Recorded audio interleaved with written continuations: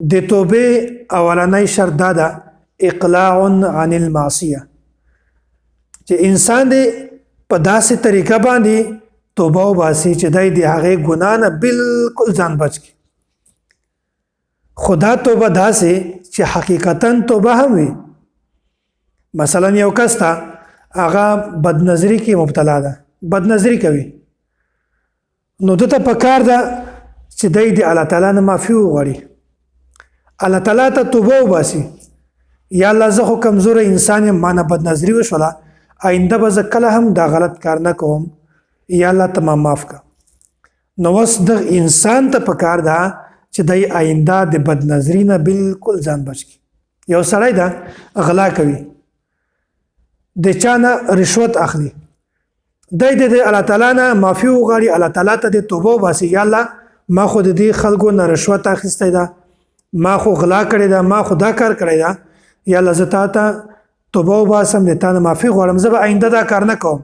اوس ده ته پکار ده چې آینده دی د خلکو نه رشوت نه واخلي، دی غلا نه وکړي، دی غلط کار نه وکړي. چې کوم شي توبه د الله تعالی نه ایستلې ده، ده ته پکار ده چې دی هغه شی پرېږدي. دا ته وایي اقلاع عن المعصیه.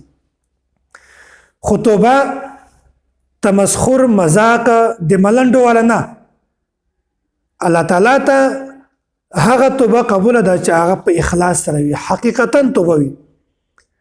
هغه توبه چې په هغه توبه کې ملنډې وي، مذاق وي، هسې خبرې وي، الله تعالی ته قبول نه ده. مثلا یو کس ته موبایل ګوري، بدنظري کوي، یا بازار ته لاړو بدنظري کوي، او دی خلکو ته هم ګوري بدنظري کوي، او په ژبه باندې دا کلمه وایي لا حول ولا قوة الا بالله استغفر الله. دا خلک ګوره د څومره بدنظري کې مبتلا دي، څومره په ګناهو کې مبتلا دي.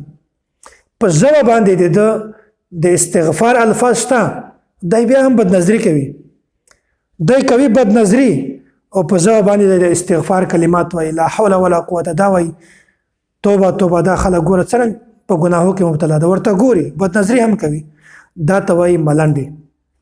دا حقیقتا توبه نه ده، الله تعالی ته داسې توبه کله هم قبول نه ده. نو دا د توبې اولنی شرط اقلاع عن المعصیه.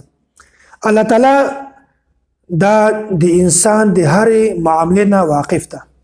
الله تعالی ته د هر انسان مبارک خبر شته چې دا انسان په څومره اوبو کې ده، دا انسان په دغه انسانانو کې کوم انسانان داسې چې هغه نیک دي، څومره نیک دي، څومره انسانان دي چې هغه ګناهګار دي، دا ټوله پته الله تعالی ته شته. خو کوم انسان چې سمجدار وي، هغه په خپل زندگی کې، خپل نفس کې، ټول جسم کې دی سوچ وکړي، محاسبه وکړي، غور و فکر وکړي چې یاره ما نه کومه ګناه شوې ده چې زه هغه ګناه پرېږدم. که د ده انفرادي زندگی وي، که د ده اجتماعي زندگی وي، په خلکو کې وي، او که د ده عبادات وي، که د ده معاملات وي، په معاشره کې د خلکو سره ولاړی ناستی وي، او داسې د ده هر قسم زندگی دی د خپل ځان چې کومه نقشه ده، معاملات، داسې اعمال، دا د ټول مخې ته کېږي، او بیا د ګوري چې ما کوم عمل د شریعت مطابق ده، کوم عمل د شریعت مطابق نه ده، کوم عمل د ما داسې ده چې هغه الله تعالی ته خوښ نه ده، کوم عمل د ما داسې ده چې هغه الله تعالی ته خوښ ده، کوم کار داسې ده چې هغه ناجایز ده، کوم کار داسې چې هغه جایز ده.